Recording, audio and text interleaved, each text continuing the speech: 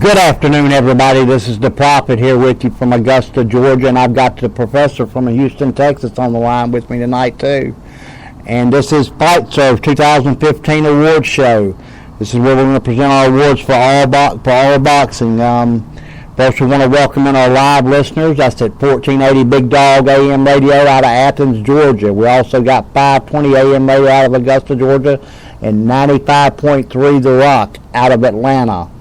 We also want to welcome everybody on social media that can hear us. All podcast carriers we'd like to thank. That's from Buzzsprout to Spreaker to the Audacity to Podcast, Podmasters. We're on all of them. Pod Addict. We're on Twitter Live right now, and we're also going to be on Facebook with about 50% of the listeners available to hear it live. Are you there, Mr. Professor? Yes, I am. Ready to go. Okay. Like I said, this is our year-end award show, and I want to give a shout-out to Michael Montero with Montero Unboxing. He's having one. He had one today too, and I haven't watched his, and he hasn't watched. He's not listening to mine live, and we're going to compare them at the end of the thing. So we're going to see how we do here. We're going to start off, and we're going to go through our awards, and we're going to start off, and there's going to be some discussion about some of the awards, and some of them is just plain and simple awards. I mean, guys that we feel like should have definitely won, and I'm pretty sure most of the audience will too. We'll go with our first award, and the first award is going to be for the Comeback Fighter of the Year. The Comeback Fighter of the Year. As I open this envelope, I'm pretty sure that Mr. Nagy here knows who won this award. We have chosen Daniel Jacobs from PBC, one of Al Heyman's fighters. And there is no honorable mention for this award, in my opinion. What about you, Mr. Nagy? Absolutely. Daniel Jacobs is a perfect candidate. He's actually a very good boxer with a 31-1 record, 28 KOs. As a matter of fact, he had an amateur record of 137 wins and only 7 losses. But what is he coming back from? Well, in 2010, he was knocked out by Dmitry Pirog. But worse than that, he was almost killed by cancer, osteosarcoma. Just a few years ago, that would have been a death sentence. But in 2015, this year, he came all the way back, KOing one of the best middleweights in the division now, Peter Quillen, in only 1 round. In 85 seconds, guys. Wow, that was an amazing fight, Pete. I predicted Jacobs to win the fight. I did predict Jacobs to win the fight, but I predicted to be a stoppage. But I also predicted to be between 8th and the 10th round. And he shocked me as fast as he knocked him out. He really did. And and according to Quinlan, he's talking retirement after that fight. He's talking retirement after that fight. And but Daniel Jacobs, he's a great fighter, a guy that was real great. In my opinion, before he lost to Dmitry Petrov, and there's a guy that don't get enough attention himself is Dmitry Petrov, but he had some back issues, and he's since retired. But I mean, he would have been, to me, maybe Golovkin's only competition in this division. Oh, absolutely. And while we're talking about how good Daniel Jacobs really is to come back, let me just say that Peter Quillen showed his vulnerability in the Andy Lee fight because he seemed unwilling to engage. It's as if he didn't trust either his stamina or his jaw, and Daniel Jacobs exposed that jaw. Yes, he did. Yes, he did. Do you feel like there was any controversy in them stopping the fight, and Tony Weeks stopping that fight too early? Well, I think that it could have gone on, but the fact that he was down for 5 seconds without moving, it's really better to stop the fight. I think that if he had gotten up, maybe he was thinking clearly, but I don't think that he would have had control over his body. So it's possible that he would have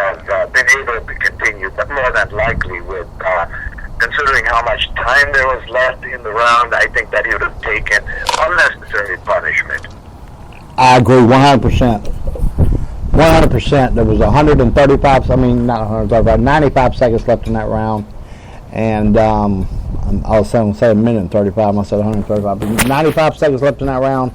So over half the round is left, and he has taken a beating in the first 85 seconds. I believe he done the right thing when he stopped the fight, and I didn't hear one argument from Quinlan in post-fight, and I haven't heard nothing from him since, or none of his management team. I think. We got to remember, Professor, Prophet, that a knockout can be a very funny thing. You may recall that the chicken dance fight when Gus Jizu has scored that knockdown. He's got his opponent actually speaking very coherently and gesticulating, but with no control over his body. That's absolutely right. You're absolutely right. It's a tricky thing. They can be a very tricky thing. You can think you have your senses about you, but you have no balance about you. It can be a tricky thing. And, I've spent time in the ring, but I have spent my time with headgear on, and that's something that I'm going to touch on in another podcast one day. They're changing the amateur division to no headgear, and which I think is a dangerous decision. Whenever you're putting 18-year-olds in there against 30-year-olds, but that's another topic for another day. Our award number 2 is going to be the upset of the year. And right here, let's see who we got. For upset of the year, you had, I mentioned it first, but it ended up being a fight that was right at the end of 2014, and I was thinking it was 2015 at first too. But to me, without doubt, this year's upset of the year had to be Tyson Fury beating Vladimir Klitschko. Absolutely agree, Prophet. Why don't you tell the audience why you knew it was going to happen? And I will explain why I didn't know it was going to happen. I do remember you giving me a shout out on Facebook for that, for figuring that out. I'm going to tell you why, because I think it was the size thing. You know what I mean? It was the size issue, and I seen Fury against Steve Cunningham. Remember the Steve Cunningham fight? He showed me that he had the ability to fight out of the clinch. Fighting out of the clinch is a very key element to beating Klitschko. It is the only way to beat Klitschko.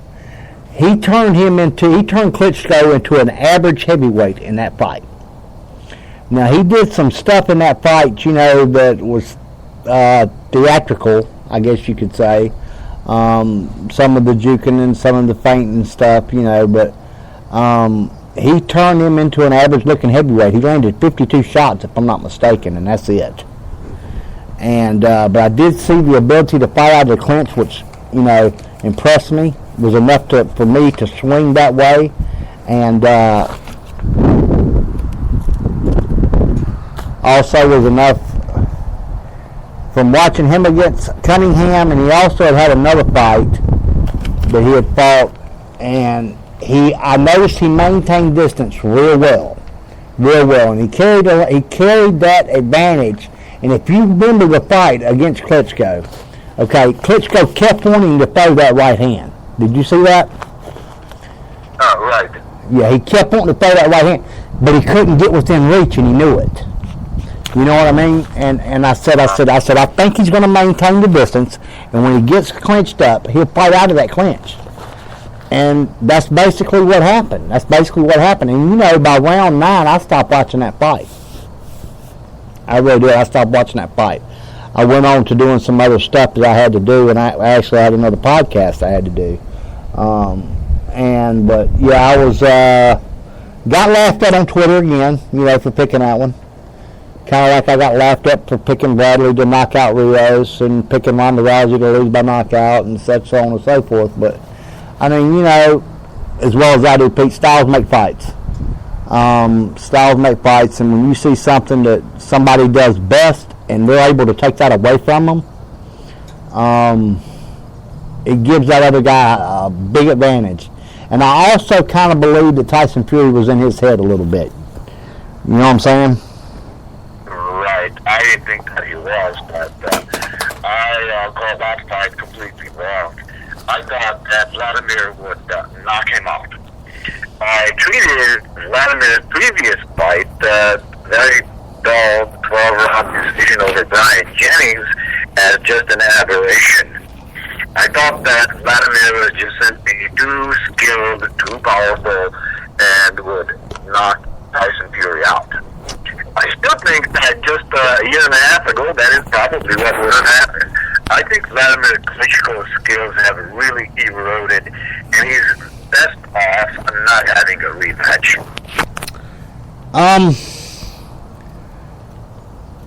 I believe his skills started eroding once he lost Emmanuel Stewart. I'm not gonna lie to you. I'll be honest with that, and that's my personal opinion. But that's also who gave him the skill set that made him make the heavyweight division look boring for so long. One thing I can say about Klitschko is he has reigned in that division for a long time, for quite some time, and people say he's a product of his era. Say what you want, but he's fought his mandatories. He's fought a lot of undefeated guys. He beat who I consider arguably the most skilled fighter in the division, in Alexander Povetkin. And he beat him without question. You know what I mean? It wasn't something that was a debatable fight. I mean, he beat him. Now I think the best heavyweight fight possible out there may be Luis Ortiz against Povetkin, skill-wise. But it's going to have to happen quick because Ortiz is getting up in age, like most of the Cuban fighters do, before they're able to get over here. There's some good fights out there in the heavyweight division. There's some fights. The heavyweight division is making a comeback. Anthony Joshua, so on and so forth. And Wilder, we still really don't know how good he is. I actually seen a thing. I'm going to try to talk to Bermain Stavern this week. Talk to him a little bit and see what we can do with him. See if FightServ can help him out a little bit because he's left his current management team. Let's see. Next. Go ahead. Oh, excuse me. I've got a thought about Vladimir's legacy. He's often criticized as being not all that much. He fought during a period of time when the heavyweights were not very good. But the real truth is that somebody who dominates even a mediocre field for that long has to be very, very good, a la Joe Louis. And the second thought is that sometimes if the field looks like it's very mediocre, it may be the champion making them look like that because he's never in a good fight. I'm gonna tell you what Klitschko has to go down as really one of the greatest heavyweights of all time. He ranks in my top 10. He ranks in my top 10 heavyweights of all time. He does. And I'm going to tell you something I heard Emmanuel Stewart say at I was sitting on the round table one time. This was in 2003, Pete. He told me, and he told a whole bunch of us. Teddy Atlas was there. Max Kellerman. Well, no, Max Kellerman wasn't there, but Teddy Atlas was there. Emmanuel Stewart was there. George Foreman was there. There was some big names, and Emmanuel Stewart said that if Vladimir Klitschko reaches 80% of his potential, the heavyweight division will be the most boring division in boxing for the next 10 years. And I'll be doing it. Only one thought to that: his brother would have been much better. I agree. Vitaly. I agree. He lost around. He was that dominant, and the only two fights he did lose, he was injured. Yep, you're right. And he still made it a closer fight than what I thought he would against Lewis. I mean, nobody could knock Vitaly down. Nope. Oh no, Vitaly was a hell of a fighter. What helped Klitschko as far as promotion for his career was the heavyweight medal. You know what I mean? Winning the gold medal in '96. That helped him a lot because he had stopped. It had ended the reign of Salon from Cuba, and three-time Olympic gold medalist. And so that kind of helped Klitschko with his promotional thing. And it early on in his career, it looked like he wasn't going to do him much good, though, because he had them 3 quick knockouts. You remember? And but then he went a long time without losing, and it was right before that is when Emmanuel Stewart made that comment. And I'll never will forget the rest of my life, and I've often repeated that comment, and people, that was there or people that have heard it, said, yeah, I remember it, man. I'd be damned if never heard truer words said in my life. He really made it look boring for a solid 10 years. Right. Emmanuel Stewart really showed Vladimir how to keep his vulnerable jaw away from other people's gloves. Oh, no doubt. Yeah, that's exactly what he did to me, in my opinion. That's exactly what he did. Our next one, award is Prospect of the Year. Prospect of the Year. This award has an honorable mention. My honorable mention for it is a guy by the name of Felix Verdejo out of Puerto Rico, El Diamante. And our winner is, if you want to announce that, Pete? Oh, absolutely. It's Vasil Lomachenko.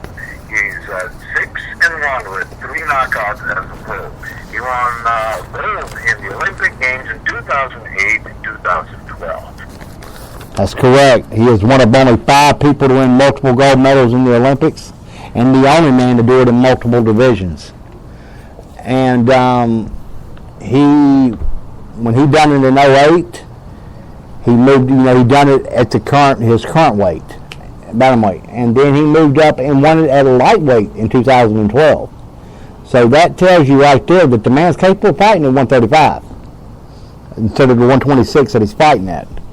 The mark on his record is the Salido fight. Me and you kind of discussed this before, and you wanted to ask me a couple questions about it and what I felt about it. And I'll be... Absolutely. Orlando Salido, 41-12 and 2. Only 2 knockouts, excuse me. 4 knockouts, 41-12 and 2. And he has 4 knockouts. And in Lomachenko's second or third fight, Second. he lost a decision, a split decision to Orlando Salido. And my criticism of that is not the lack of talent on the part of Lomachenko, but only 3 KOs in his first 7 fights. Most of these bouts are against lesser fighters, so why isn't he trying to finish them off? Okay, well, his weakest fighter he fought is the last guy he fought, by far. That was the weakest fighter he fought. He fought Gary Russell Jr., was undefeated. Was considered the greatest American under 130 pounds since Michael Carbajal, which goes back quite some time. He dominated him. He beat him 120, 108, 119, 109, 119, 109, He dominated him. The Salido fight, my excuse for that is poor management. I'm going to be honest with you. You don't put a man in there. Salido is a 4-time world champion. 5-time, I was going to count the WBC Latino belt, but he's a 4-time world champion. Now that 41-12 is a little deceiving, you know what I mean? He's still a 4-time world champion. He's fought some of the best fighters in the world, pound-for-pound fighters in the world anyway. He's actually fought, I think, if I'm not mistaken, the last list that Ring did, he had, out of 25 pound-for-pound fighters, Salido had fought 6 of them? 6 of them? Yeah, and that did not count Lomo. And beat 2 of them. So Salido is he had the style though that it took for anybody to have a chance to beat Lomo at that time. He fought him dirty,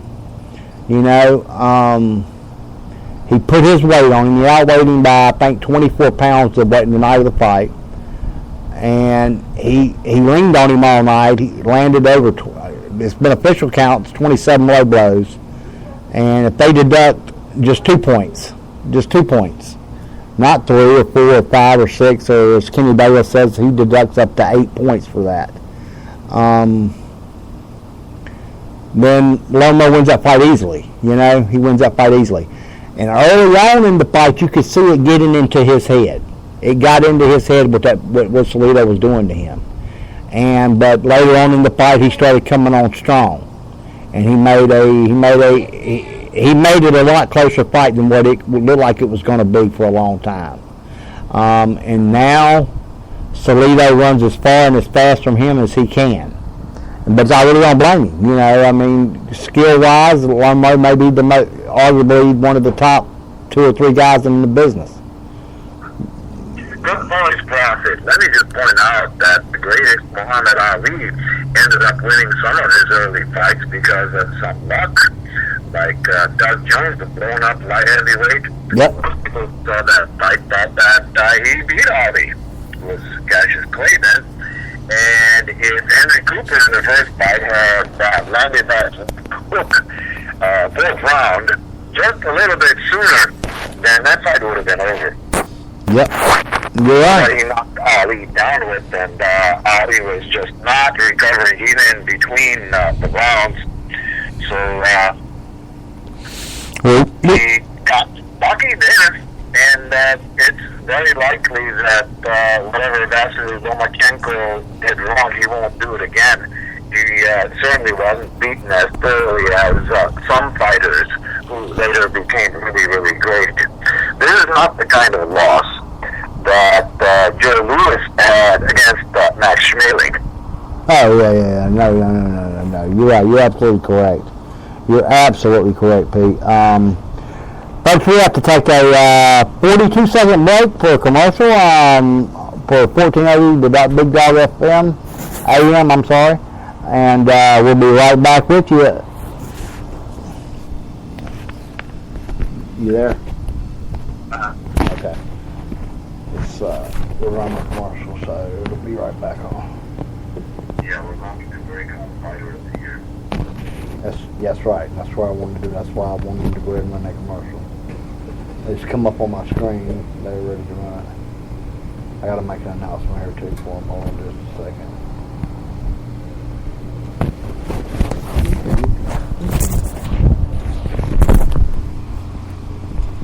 Hi everybody, this is the Prophet back with you, and what we'd like to do today is announce for y'all to go to Grubel's MMA. That's Grubel's MMA on Riverwatch Parkway in Augusta, Georgia, and for the first 30 days, if you mention the Prophet says, you get your first 30 days of training for free. That's at Grubel's MMA off of Riverwatch Parkway in Augusta, Georgia.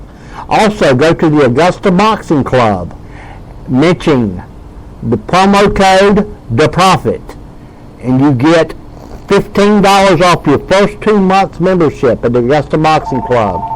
Okay? That sounds like we may have a call coming in.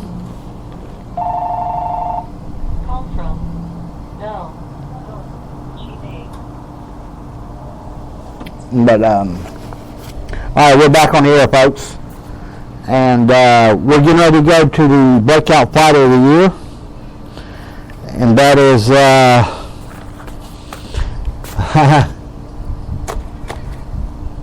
in my opinion, a man that arguably has the best resume in all of boxing. And if anybody gets a chance, if you listen to this on any of your social media sites, or if you want to go to FightServ.info, go to the FightServ page on Facebook. I'd like for you to read this article that the professor wrote, Mr. Nagy, about this guy we're getting ready to talk about, the comeback fighter. It was correct. Breakout fighter of the year. I'm sorry, not comeback fighter of the year. Breakout fighter of the year is Mr. Darnell Boone. That's Mr. Darnell Boone. What he has done is phenomenal. And I'm not just talking about in his career. I'm talking about in the last 4 or 5 fights of his career. He has completely turned his career back around, and I think he's on the right path now. Without patting ourselves on the back, I think he's got the right team behind him now, and I can see this man going back and being a top 10 super middleweight. I can see this man possibly winning the super middleweight world championship.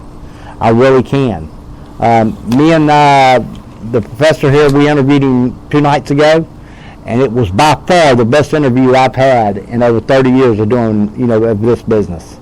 By far the best interview. He's very insightful, he's a very intelligent man, and a very down-to-earth man. And one hell of a boxer, guys. One hell of a boxer. What do you think about him, Pete? He's the casual fight fan would wonder how could 23, 22, and 4 be the breakout fighter of the year 11 years into his career. So maybe you can explain a few of his greatest accomplishments. Well, single-handedly, his greatest accomplishment to me is, he KO'd Adonis Superman Stevenson. He is, to me, his biggest accomplishment, though, is there's been 2 people take Sergey Kovalev the distance. 2 people. One of them is Darnell Boone. The other one is B-Hop, Bernard Hopkins himself. And, you can say Hop is 50 years old, but Bernard Hopkins is a legend, guys. Plain and simple. This man is a legend. He is one of the greatest fighters that's ever laced up a pair of gloves. Bar none. And the other 2 times, he's 28-0-1 with 25 knockouts. He had 2 decisions against Darnell Boone and got put on the canvas by Mr. Boone himself, along with Andre Ward, along with Adonis Stevenson. His resume is just, I would like for y'all people to go to BoxRec and don't even, just please look past the record. Go down and look at who this man has fought. Look at who he has fought. And I know you're not going to recognize some names. The casuals are not going to say, who's Willie Monroe Jr.? Well, he just fought for the middleweight title of the world against Triple G not too long ago, guys. All right? And he had 1 loss. That's it. All right? He was supposed to be the guy that was too slick for Triple G. Curtis Stevens, there's another one. All right? He's on that resume. That resume is full of names. He's fought Stevenson twice. He's fought Ward. He's fought Kovalev twice. I believe now, with the management team that he has behind him and the training that he has behind him, that Team Diesel's going to the top. I really do. I can foresee him going to the top. And he's got my support 100%. He knows that. And normally I wouldn't do this on an episode, but he is part of Team FightServ, and but that has nothing to do with why he won the award, guys. Watch what he's done in the ring, plain and simple. Plain and simple. I mean, we don't just take these awards and bow on ourselves. If they ain't something, we can't just announce, hey, because we like Manny Pacquiao per se, he wins Fighter of the Year. They don't work that way. It's like, people say, Ring Magazine, well, why ain't Canelo Alvarez #1 pound-for-pound fighter in the world? Well, I got news for you. I'll tell you why. Because Golden Boy owns the magazine, they don't get to vote on it very much, okay? I mean, that's just how it is. And this has nothing to do with Darnell winning this award. It's what he's done in the ring. It's what he's done in the ring. His last 2 fights have been second-round knockouts, and that one in Indianapolis, we had some problems with his past manager, Cornerstone Management, and but that was handled professionally. Darnell got in there, he got his job done, and that knockout is brutal. That one punch knockout is brutal, and Peter, you might want to speculate a little bit on his 1-punch knockout power. Oh, well, I'll say some of what how he does it in the ring in the next section, because Darnell Boone is also part of our top 3 to watch, and that's what I'd like to say about him then. But I will say this, you mentioned that he has changed his management team and his trainers. For the first time, he actually has people behind him who care about him. And instead of just throwing him into fights with almost no notice against the very best, he's being managed more intelligently now. And the result is that Darnell Boone has knocked out 4 out of the last 5 opponents he's fought. Thank you. Thank you. I appreciate that. And so does Darnell, and so does Larry. And we all appreciate that. And we're going to continue to get him in the ring with people that not necessarily that we know he can beat, but we're under the firm belief that there's nobody in the division that can beat him for sure. And I mean, he's proved that. He's proved that. And I've seen the look in his eyes. You know, it's back. That hunger's back. And you talked to him the other night, Pete, and you can hear it in his voice, can't you? This man has superb confidence, but he's got the kind of confidence that's endearing because he's not arrogant at all. He just knows what he can do, and without roughing it, he just flat out states that if he's fighting fairly, that is with a decent amount of notice, and he's not forced to fight at the wrong weight. Sure. The opponent is not given strange advantages by the judges. He'll beat anybody. Yep. He won't back off from a mountain lion. That's true. You're absolutely right. And you know, and I thought when I first got involved with it, you know, I mentioned the other night when we interviewed him was ankles and footwork. I thought that's where his weaknesses was. Remember? And Right. and man, they've done a hell of a job on it because it's there. If y'all watch these last few fights, it is there. Them angles and footwork are there, guys, and he's there. Darnell Boone is ready. He's ready. So if you're ready to get on the bus for Team Diesel, guys, because he's going all the way. He's going all the way. I really believe it, and he has definitely got my support 100%, and he's FightServ behind him 100%, and everybody is a part of our team is behind him 100%, from me to the professor to anybody. You know, I encourage y'all to read this article, man, about the modern day Freddie Pendleton that Mr. Nagy wrote, and it is phenomenal. It's phenomenal. It's just a little short story, and if you have any questions, if you can't find it, just leave a comment on the podcast, or you know, something like that, or inbox me or Mr. Inbox me. Or whatever you got to do, inbox FightServ, and we'll be sure to get it to you, because this thing is phenomenal, man. It really is, and it's the truth. It's the truth. And you done a hell of a job on that, Pete. You done a hell of a job on that, man. Thank you. It was a labor of love. I like writing about people who are not just good athletes, but great citizens. Yeah, and he is a good man. He's a real good man, and that's why I had no problem whenever I first talked to him. I said, you hell yes, man. You know, I want this guy. Whatever it takes, I want to be a part of this team. You know, whatever it takes, I want to be part of his team. If it's just on the sidelines, I want to be part of his team, you know, because I believe in him. I believed in him since I told you all the other night, I was at the Wood fight. You don't fight too many 6-round fights and have a 10-8 round and lose. And you mentioned something in that article, Pete, that I believe is strongly true, that he has lost a lot of fights that if it hadn't have been against certain fighters, he probably would have won. Oh, yeah.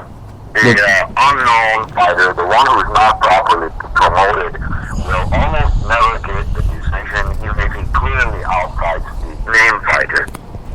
Yeah, that's right. It's a sad reality in boxing. That's right. That's right.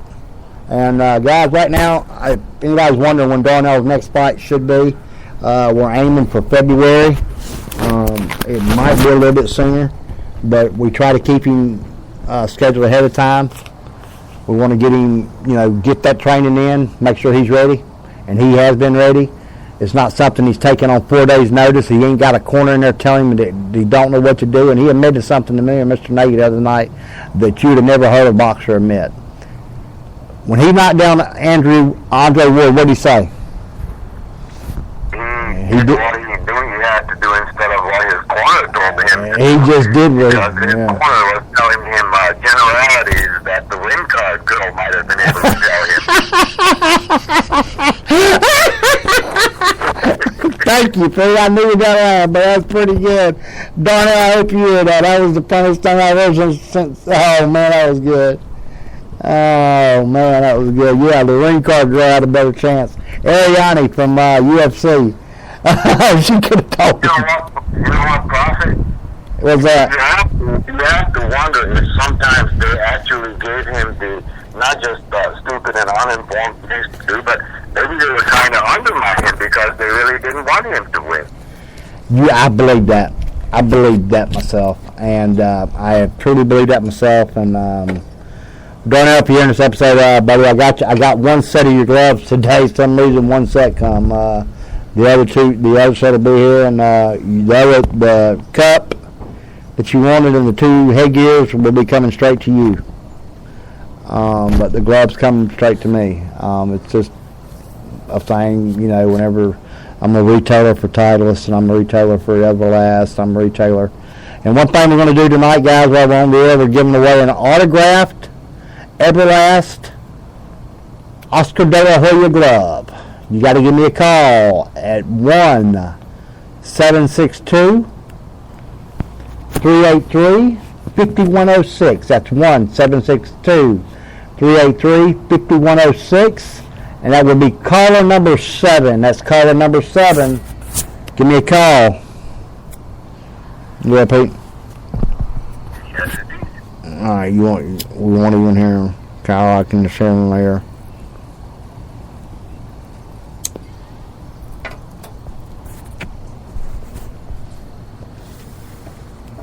Good afternoon. How are you doing, ma'am? And what is your name? Roseanne. Spell that for me. Is it like Roseanne Bar or Roseanne Park? I mean, how are we going to? I know it's going to be Rose. A-N-N-E. Okay. Last name is? Okay, Parham? Like P-A-R-H-A-M? Okay. Alright. Now I'm going to turn you over to Brian, our producer, and he will he'll get your address and stuff, and you will have that in the mail. They generally come within 10 to 14 days. They drop ship from, actually drop ship straight from my office. And this is an Everlast Club sign. It comes with a certificate of authenticity. I believe it's number, I'm thinking it's like 31 or 50, if I'm something like that, if I'm not mistaken. It's an Everlast. It's a red Everlast glove, and it's one of the last 3 we have of De La Hoyas to give away. We also sell our autographed memorabilia if you know anybody looking for any. But that is yours. And Brian, Miss Parham here would like to get her information, and she's from Hopewell, Virginia. I think that's what she told me. Is that correct? Okay. All right, we're back, guys. Let's get back to these awards. Our top 3 fighters to watch for 2016. All right. We have no runners-up, really. We have Felix Verdejo, Vasyl Lomachenko, and Darnell Boone. Prospect of the year, we kind of announced the first 2, Verdejo and Lomachenko, and then breakout fighter of the year, we announced Darnell Boone. Do you want to talk on any of these guys, Pete? Well, first I'd like to say just one thing about Darnell Boone. 2 things, actually. Why are we watching him? What will he do if we watch him? Well, the chances are that with a little better footwork and management and proper amount of time to prepare for his fights, he will have an opportunity at a version of the title and win it. The second thing that I'd like to say is how he will doubt that his footwork is improving. I'd like to say that he will also use what he's always had. One of the most devastating right hands in the business. Oh, When God. Darnell Boone's straight right lands, the opponents go to sleep. It's a head-snapping highlight knockout every time. Yeah. It is. It is. I got upset that I didn't get to go to the fight in Indianapolis because, but I have, I've got it. I got copies of it, and man, that was brutal. That was brutal. Have you seen it? That last one he fought. He's wearing his lime green trunks. If he were a little bit better known, he could have been winning KO of the year more than once. Oh yeah, without a doubt. Matter of fact, if you go on, Now he decapitates. yeah, he does. He finishes people. And when I say finishes people, I mean he puts them. Those guys need to be. I mean, there's stretchers that have to be brought ringside. You know what I'm saying? At times. Brainwaves, that's for sure. Yeah, I mean, and what I'm going to try to do is I'm going to try to give him some of that TV exposure. We're going to try to give him some of that TV exposure because he needs that. I think it'll help him not only win some of them awards that you're talking about, you know what I mean, knockout of the year and stuff like that. It's just, I feel like that not only do we have a good fighter here, we have a good man here, and we have a guy that could go on to have a great career as an analyst in this sport, I feel. Oh, no doubt. But he expresses himself so well. He understands the balance between short monosyllabic statements that go nowhere and rattling on without structure. He really gets straight to the point. I kind of suspect he would be a good writer. Yeah, I bet he would.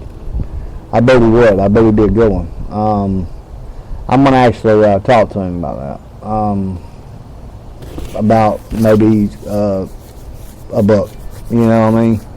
Something, but maybe toward after he's said and done, because if he can come back and win this title, in which I got full belief in, like me and him talked about the other night, Anthony Durrell, if you're out there, buddy, we're coming for you. You asked for you said okay. Well, he might be too busy to do that all by himself, so he might need a co-author to on that project. I think you might need one too. I think I know a guy might could help him out, probably out there in Texas somewhere. I know one too. Yes, sir, I do, and I would definitely recommend him. My other two guys are Felix Verdejo and Lomachenko guys, and then their skill level speaks for themselves. It does. I mean, Verdejo hasn't fought nowhere near the competition that Lomo has in his 7 fights. Don't get me wrong, but he is undefeated. What's his record? 17-0 with 14 knockouts. Is that something? 19-0 and 14 knockouts. 19 so far, nobody has been able to even touch him. Yeah, it's not even been close. But, I mean, but when you can go back and you can look at your amateur career, and the only guy to beat you is Vasyl Lomachenko as a lightweight in the 2012 Olympic Games in London. Hey, that's saying something in its own way. That's almost like a bragging right. You know what I mean? It really is. So, hey, you know who beat me when I was in the Olympics? Lomachenko. Oh, well, hell. He beat everybody, So, I mean, that's just. I mean, yeah, he is. I think he's going to be a phenomenal fighter. I really do.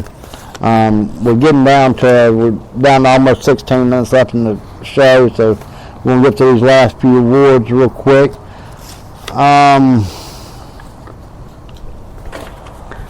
Our next award is going to be the top 2 fights. Yeah, the top 2 fights we would like to see next year. Now, you have one that you'd like to mention also.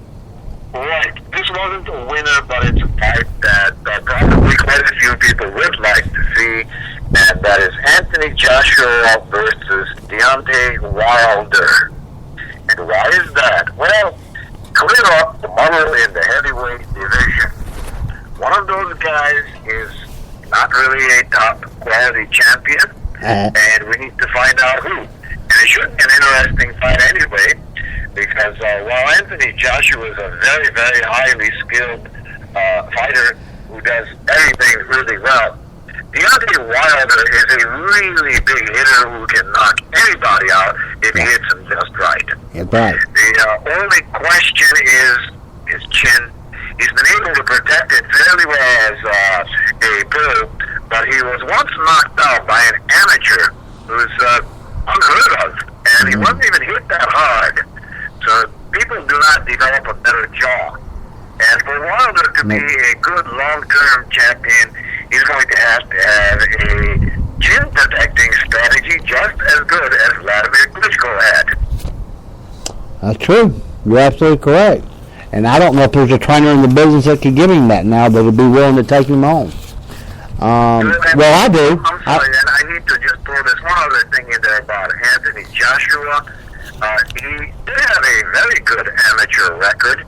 As a matter of fact, he won gold in the Olympics in 2012, and he is 6 feet 6 inches tall, so he's one of these modern heavyweights, big, tall, strong, and he has every skill. Yeah, he's 6. Yeah, he's got it all. He looks, doing some of his early fights when he first come play, he looked a little robotic to me, but now he's starting to show everything. He's starting to show the full package. His last fight against Dylan White, he impressed me. He really did. White actually gave him a good fight, and Joshua showed that he can stand up under fire and win. Yeah. And I thought, I don't know if I told you prior to it, but, I had an interview with Thomas Hearns. And Hearns had told me that if White shows up in the ring, he wins the fight. Plain and simple. He really did. Because of the, where they fought as an amateur and he'd knocked Joshua down twice and stuff. He really did. And I guess, Thomas, you was wrong, buddy.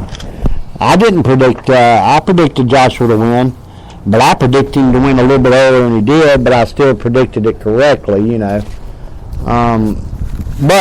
our top 2 fights that we would like to see this year, or next year, 2016, number 1 is Gennady Golovkin versus Canelo Alvarez.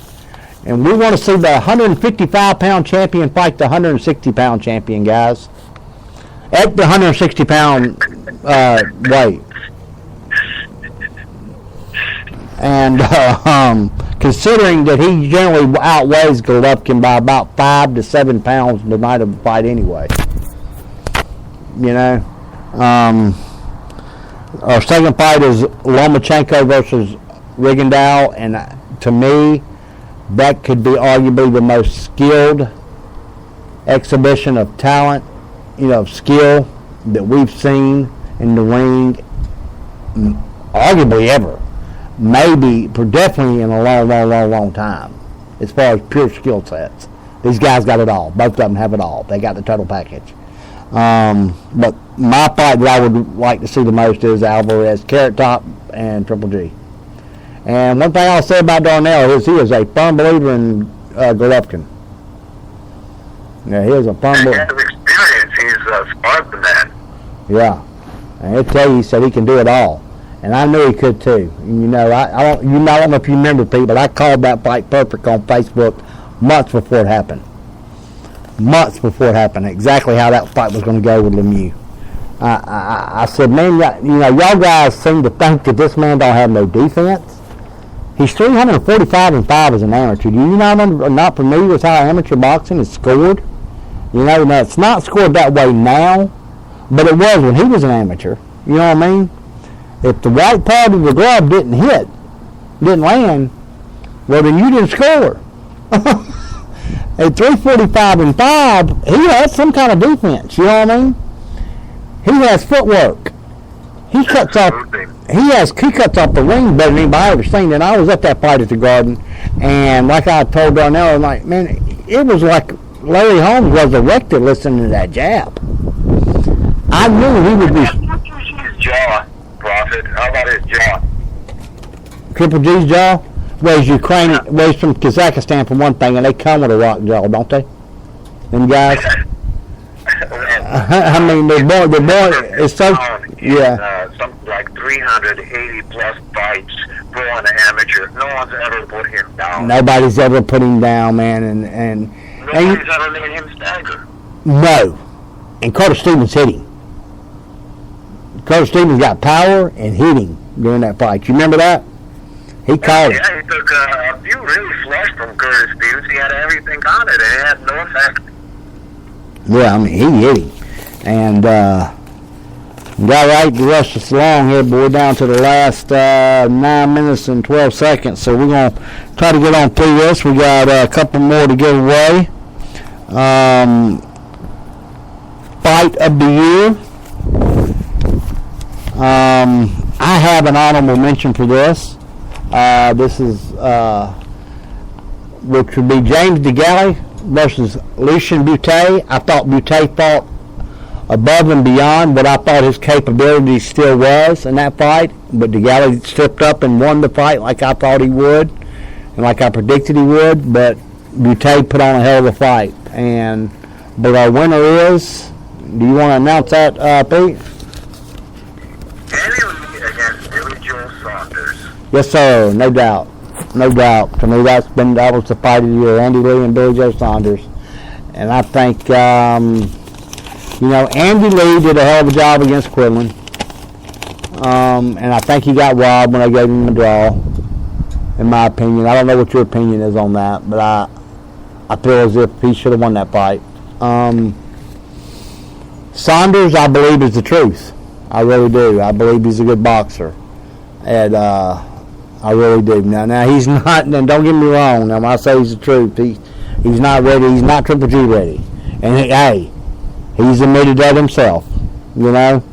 He's admitted that himself. He'll flat tell you, he ain't ready for that fight.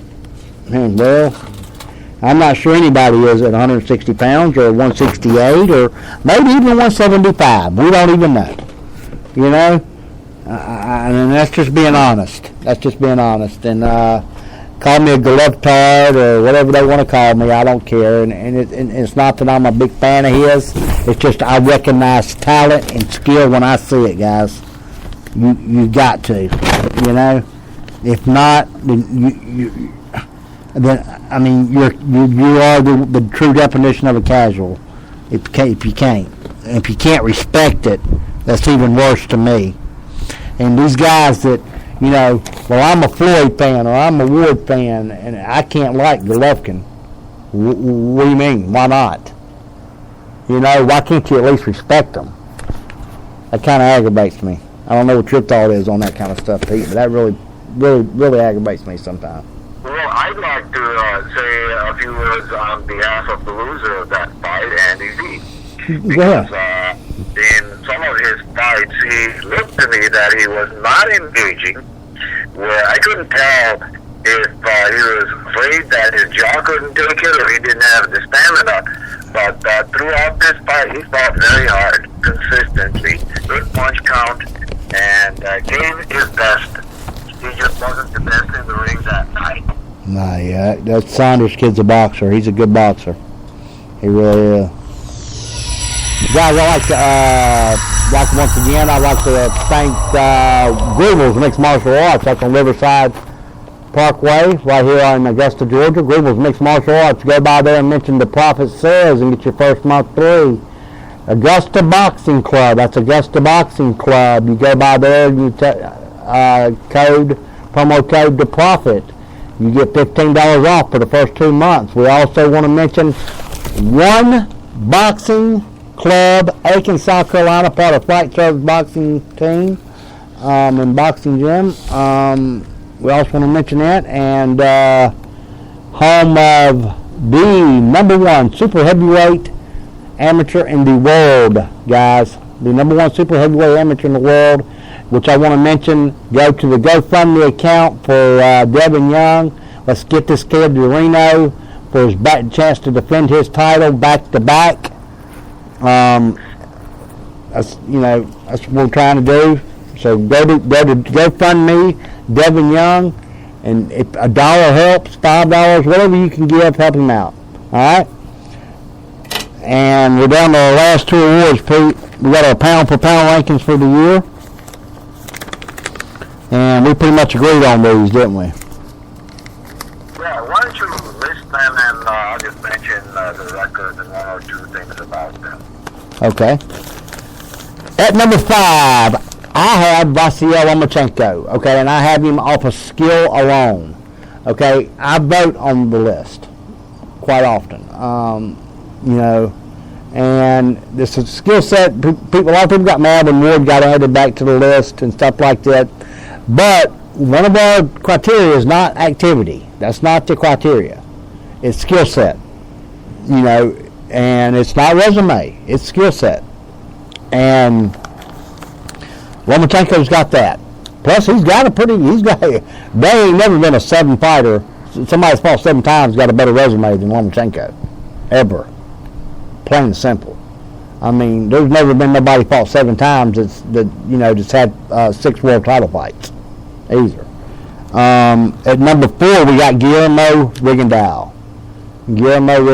And that's, the fight we just mentioned earlier, the fight we really would like to see. Number 3, Sergey Kovalev, which our man Darnell Boone took him the distance 2 times. Took him the distance 2 different times. And lost a split decision and has also put him on the canvas. Number 2, that's Triple G, Gennady Golovkin. And at number 1, Chocolatito, Ramon Gonzalez. What would you like to add about them guys, Pete? Ramon Gonzalez, 34-0, 38 kilos, a very, very dominating fighter. I think he needs to avoid what he did against Brian Villoria.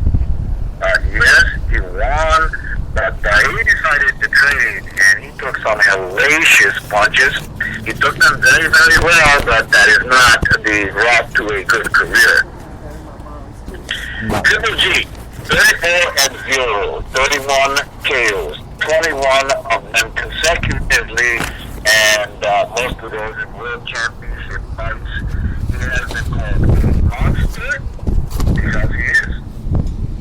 Sergey Kovalev, 28-0-1, 25 KOs. A man who's not just a heavy puncher, but he's really a very good, smart boxer. He will not be easy to defeat by anybody. Guillermo Rigondeaux, 16-0, 10 knockouts. He beat Nonito Donaire on a unanimous decision. And as you pointed out, he's one of these people who's so highly skilled that who knows what in the world it would take to beat him. Maybe a mountain lion. Right. And Lomachenko, 6-1, 3 knockouts, but so unbelievably skilled that unless he plays in the ring, as you mentioned to me before this podcast, once again, this man is going to be extremely difficult for anyone to defeat. Yeah. All right. And guys, I hate to rush this along, but we're down to our last minute and 3 seconds. So we're going to give our last award away, and that is Fighter of the Year. Fighter of the Year, and you have a honorable mention for that, Pete. Who you like that to be? Okay, the one that I thought was a good one to consider is Saul Canelo Alvarez. And why is that? Because he provided us with 2 of the most memorable fights of 2015. One was one of the most spectacular knockouts of the year. Oh, yeah, James Kirkland, yeah. Yeah, exactly. And then the other one was winning the middleweight title against Miguel Cotto. Yep. Okay. I can, you got a very good argument there and a very good argument there, but and I just, the reason that I feel like that I lean with Golovkin was the Lemieux fight alone, and he's dominated everybody's beat. You know that. He's dominated everybody's beat. The knockout streak he's on is phenomenal. It's never been done. It's the highest knockout ratio of any middleweight champion ever. So on and so forth. We could just go on and on and on with his accolades. But what he did against Lemieux proved that this guy can box, man. He can box. He can get in there and go toe-to-toe and box with the best boxers in the middleweight division, too. Best boxers in, and you've heard, Laura call him out, the American Dream. I don't think he wants that fight. I really don't. He said he'd fight him at 160. Do you think he wants that fight? Nobody in his right mind really wants it except for money and possibly to hope to win a title. And, if he happens to get the flu while they're fighting, it might happen. Yeah, Ronnie Shields is a good trainer. I like Ronnie, and Ronnie's down there by you, actually. And I tried to put a call into him today, try to get a hold of him today, because I told you I was going to talk to him about some stuff, but I will get a hold of him this week. He also has a couple of he had both the Charlo brothers at one time, but now he has Jamal, I think. Jamal, huh? The Charlo boys. Yeah, he's got one. He's got Jamal or Jamel, and I get him confused. I'm not gonna lie. He's got the one that's not the champion. Jamal isn't the champion. Jamal is the champion. Is that correct? Who just fought Camper? One of them just fought Wilkie Camper not too long ago, and but that's who he's got one, and he also has the American Dream, Alexander Lara. And I will say something, and I hate to admit this. A lot of people know my relationship with Paul Williams. I scored that fight in favor of Lara, man. I did. And I don't know if I ever told you that, Pete. But, there was judges that got suspended in New Jersey for that fight. The guy that scored at 119 to 109, he never deserved judging on the fight. Have you ever seen the fight, Paul and Laura? No, I didn't see that one. You ought to watch it one time and tell me how you figure the guy scored that fight in favor of Paul, 119-109. Now, Paul's output was phenomenal. That's what made Paul so dominant, okay? And at welterweight division, he could have been one of the greatest of all time. He could have. George has another kid right now I found out about today that is just as good as Paul. And he's currently undefeated, and he could be where Paul was. He's as big as Paul. He's right there, And, guys, we're going to try to get Paul Williams on here probably it's going to be sometime in January, because right now these podcasts are being done on a I pay for them basis. But as of February, we go on Sirius Radio. And as of January, our commercials start running that I've been paid to do, that I get paid for. So everything will, the podcast and everything, and we'll start getting our money back. I'll get my money back, and we'll start getting paid for this. And me and my co-host both will start making some little money from this, and maybe we can buy a bunch of property out in some foreign country somewhere or something, or a bunch of oil. We ain't decided yet. At least we can afford crunching out peanut butter. Oh, man. I enjoyed it tonight, Professor. I really did. And it's been a good show. But this was FightServ's 2015 award show. And this is the Prophet. I'm telling y'all good night. And this is the Professor from Houston, Texas. And I guess he'd like to tell y'all good night, too. Huh? Good night, everybody. Nice talking to you. And we'll see y'all. We got a show coming up, and not tomorrow, but the night after, and it should be in its own catch weights. Get ready for this one. You're gonna love it.